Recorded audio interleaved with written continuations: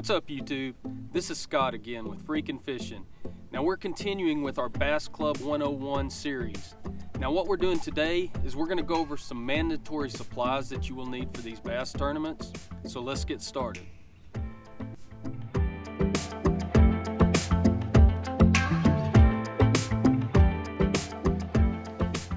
So what I recommend doing before you ever get started is sit down a few days before, a week before even, and go over the equipment that you're going to need to take with you.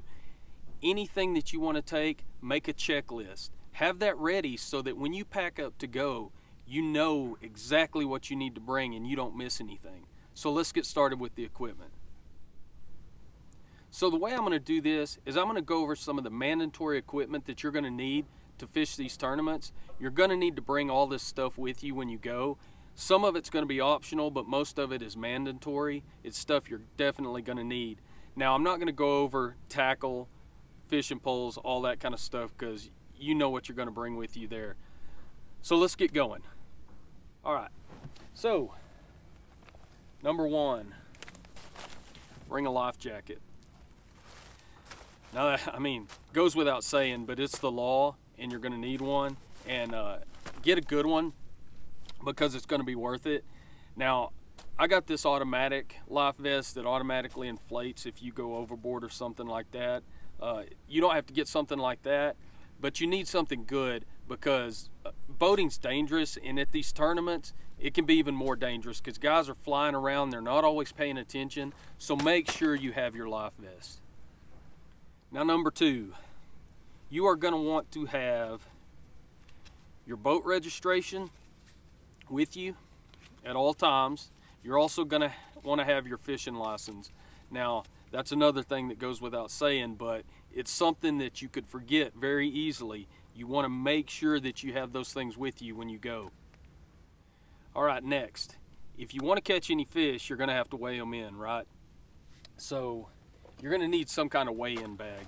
And they have them at, I got this one at Academy, and they have them at Bass Pro, Cabela's, anything like that. But it's basically just a bag that holds water.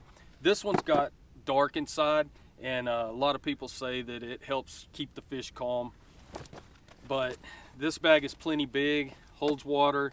You put your fish in there, you carry them up to the weigh-in, and that's really all there is to it. Just make sure, you may want to put some water in it, make sure there's no leaks in it and stuff like that. Because sometimes when you pack these bags, they get creases and they'll start leaking on those creases. So just make sure you have one that holds water. So next, a ruler. This is something you're gonna have to have. Here in my neck of the woods, 14 inches is usually the limit. So any fish you catch has to be over 14 inches. So I need something that's gonna tell me that the fish I'm keeping is above 14 inches. If I keep anything lower than that, it could get me in trouble. Now, some lakes have slots where the fish have to be between 14 and say 22 or whatever. But regardless, you will need a ruler because you're gonna have to measure those fish before you can keep them. Now, going along with the ruler, you're probably gonna want a scale. This is gonna help you know how big your fish are, which ones you wanna keep, which ones you don't. Kind of give you an idea of where you're at during the day, how many pounds of fish you have, and stuff like that. But I like to keep one with me. It's optional, but I think in a tournament setting, it's good to have one on hand. Now let's get back to some safety equipment. You know that your boat is gonna need a horn on it, and you're gonna need a throw float. So that's stuff that you need anytime you're out on the water. But some other stuff you're gonna need to take with you when you're tournament fishing and you're gonna be out there for a long day is you're gonna need some sun gear. And right here I have a gator, and I use this to cover my neck and my face, my ears. I always wear this when I'm out on the water. I try to keep it pulled up over my nose and everything. Sunblock, that's another thing. I keep sunblock with me too. And typically I'll put this anywhere the gator's not covering. And so make sure you have that with you. I also wear gloves because when you're fishing, the backs of your hands take a lot of sun. And so I always have gloves on when I'm fishing, or I try to. So make sure you bring those with you too. Also, on the safety front, water. Bring water and bring plenty of it. You get out there on the lake and you get to fishing, man, it's easy to get dehydrated.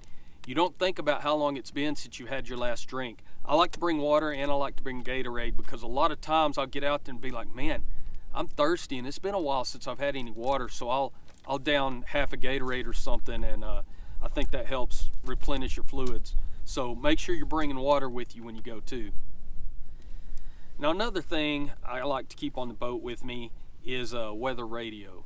Now we've got cell phones and everything like that now, and so you can keep up to date pretty good with those on the water, but I like to have a weather radio too because sometimes you're out of service with the cell phones and you can still pick up on these weather radios, and so I think it's good to have them on hand. Also make sure that you have batteries for them because most of them run off batteries.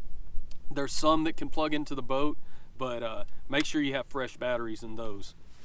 One more thing, safety wise, kill switch.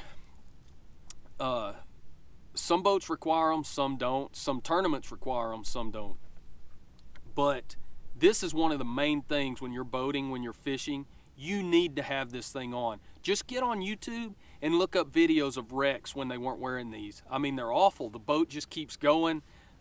It's super dangerous, so always have these on. This is a Mercury. Some of them look a little different, but you know, it just goes around your hand, and when this thing pulls out, it kills your boat.